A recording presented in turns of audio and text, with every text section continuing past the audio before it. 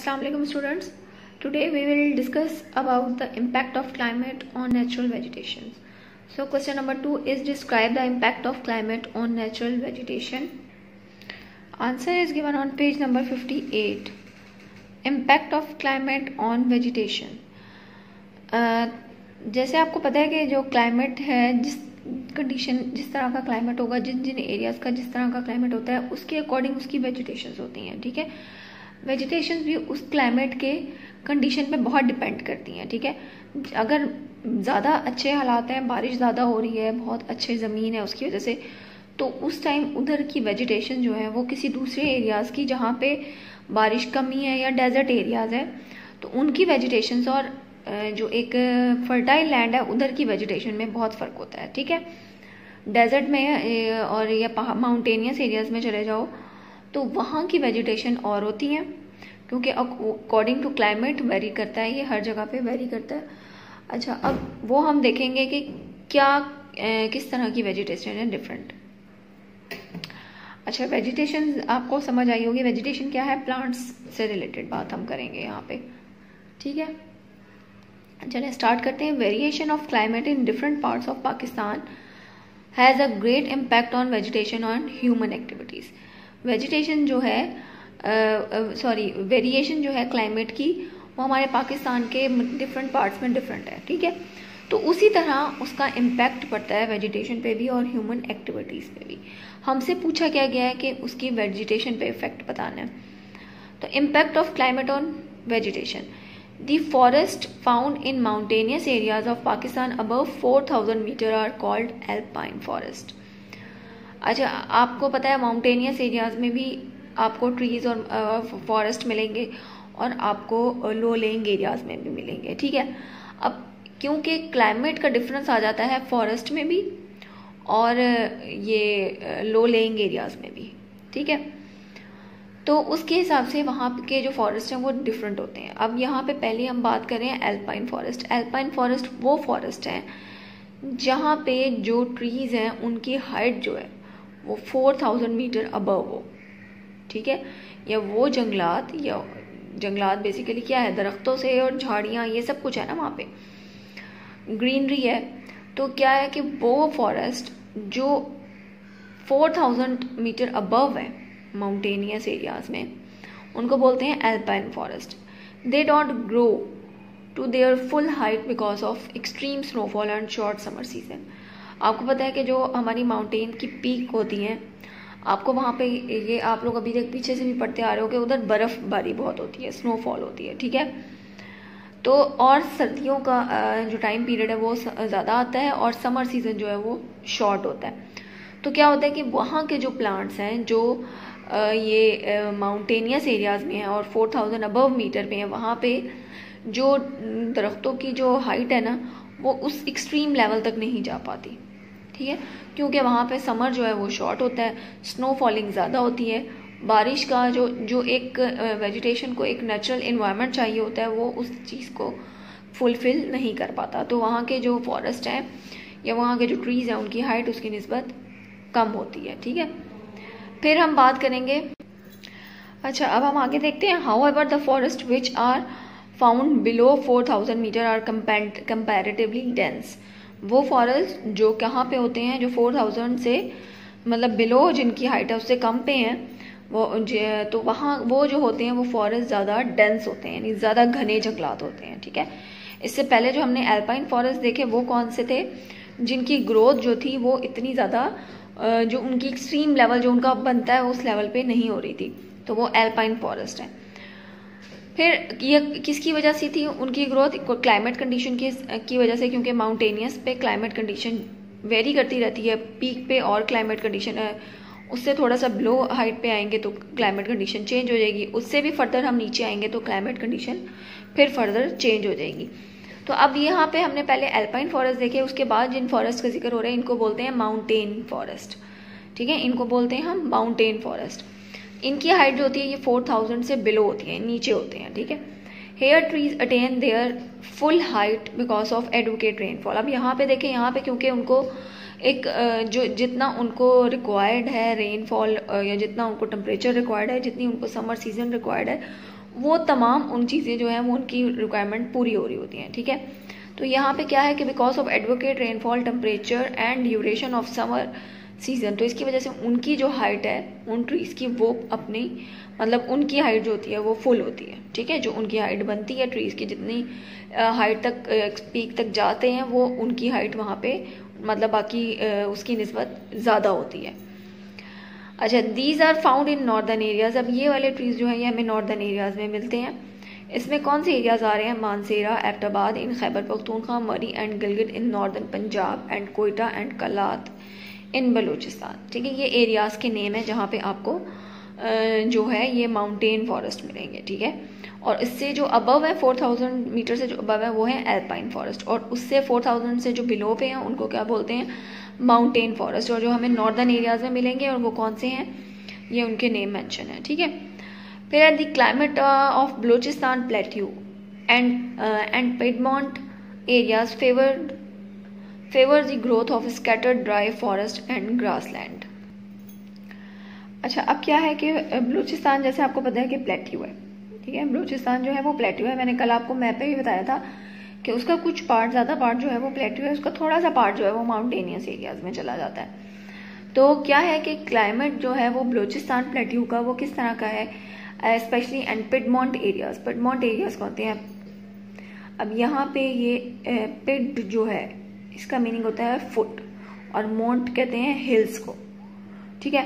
तो यानी आप इन सिंपल वर्ड आप कह सकते हो कि माउंटेन्स की बेस, यानी उसका जो निचला पार्ट है और उसका अबव मिड माउंट एरियाज, वैसे जो इस लफ्जी मतलब इसका पूरा बनेगा वो बनता है बेस ऑफ द माउंटेन, ठीक है। अब पिडमॉन्ट एरियाज जो है, Piedmont areas favour the growth of scattered dry forest and grassland.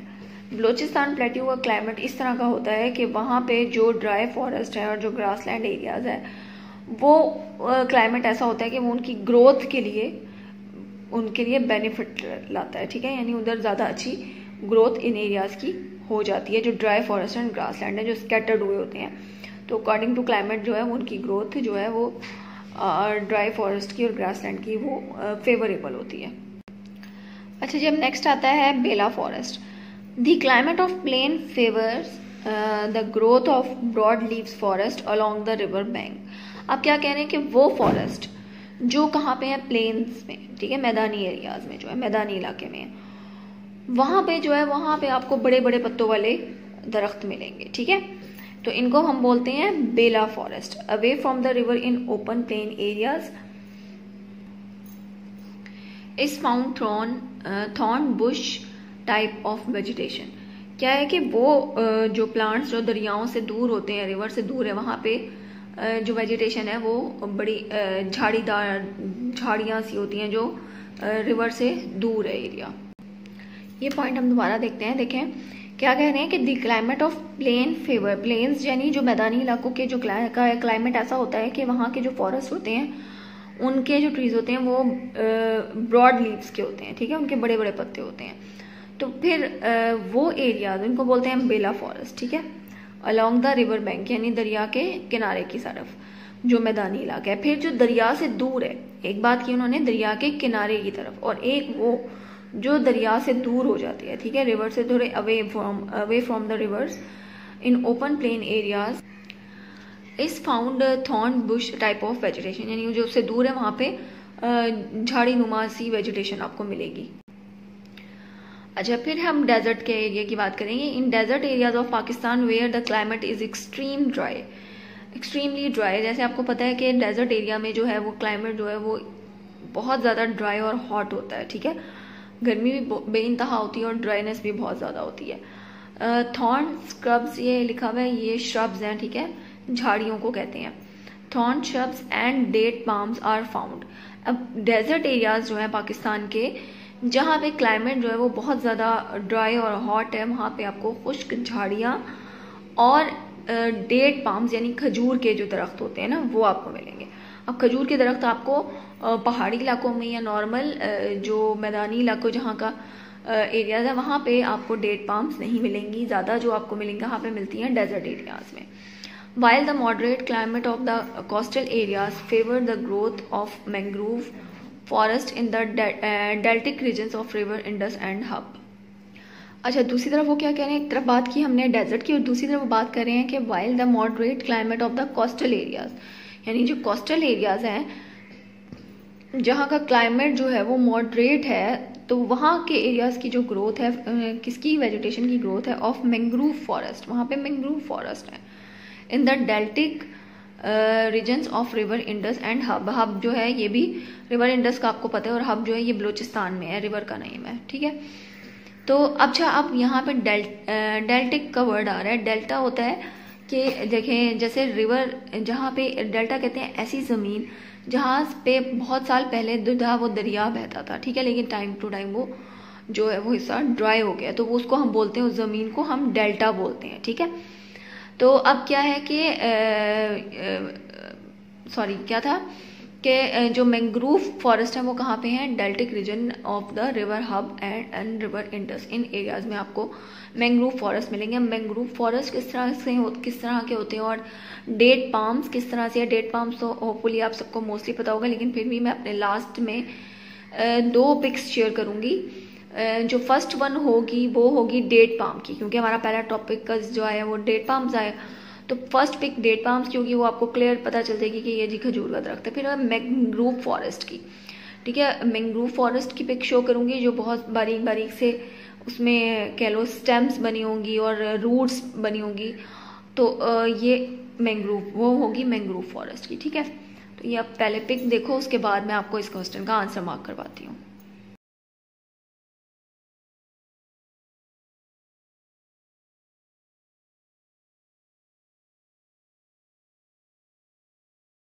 अच्छा जी, इस क्वेश्चन के आंसर में आपने पहले मेन हेडिंग देनी है, क्या है, impact of climate on vegetation, ठीक है।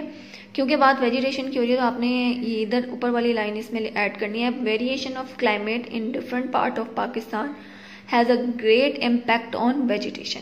इधर आप ह्यूमन एक्टिविटीज स्किप कर दोगे, ठीक है, क्योंकि हमने क्वेश्चन के अकॉर्डिंग चलना है, तो क्वेश्चन के अकॉर्डिंग जो है वो वेजिटेशन की बात हो रही है। उसके बाद आपने ये हेडिंग, पहले आपने क्या heading the, impact of climate on vegetation, फिर उसमें आपने ये पार्ट लिखना है, वेरिएशन ऑफ क्लाइमेट से लेकर वेजिटेशन तक, ठीक है। उसके बाद आपने यहाँ पे जो हमारी फर्स्ट 3 लाइन्स हैं, इधर हेडिंग आएगी एल्पाइन फॉरेस्ट।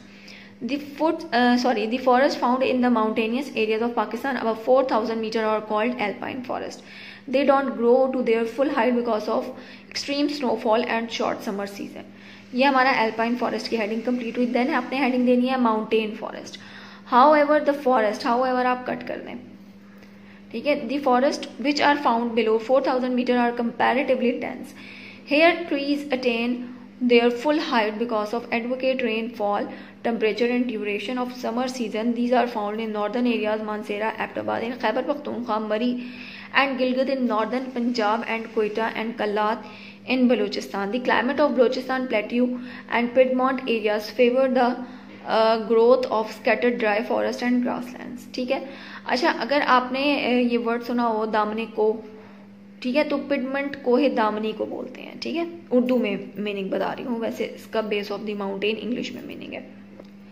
अच्छा जी, फिर हमारी थर्ड हेडिंग आएगी Bela forest. The climate of plain favour the growth of broad leaf forest along with the river bank. These are called Bela forest. Away from the river in open plain areas is found thorn bush type of vegetation. Then आपने heading देनी है date palms, ठीक है। In desert area of Pakistan where the climate is extremely dry and hot, thorn scrub and date palms are found. Then आपने heading देनी है mangrove forest, जिसकी इन दोनों के पिक्स मैं आपको दिखा चुकी हूँ। वाइल आपने कट कर देना है, द मॉडरेट क्लाइमेट से स्टार्ट करना है। The moderate climate of the coastal areas favour the growth of mangrove forest in the deltaic region of river Indus and Hub, ठीक है। That is the answer of your second long question. Hopefully you understand it. Take care student, have a good day. अल्लाह हाफिज।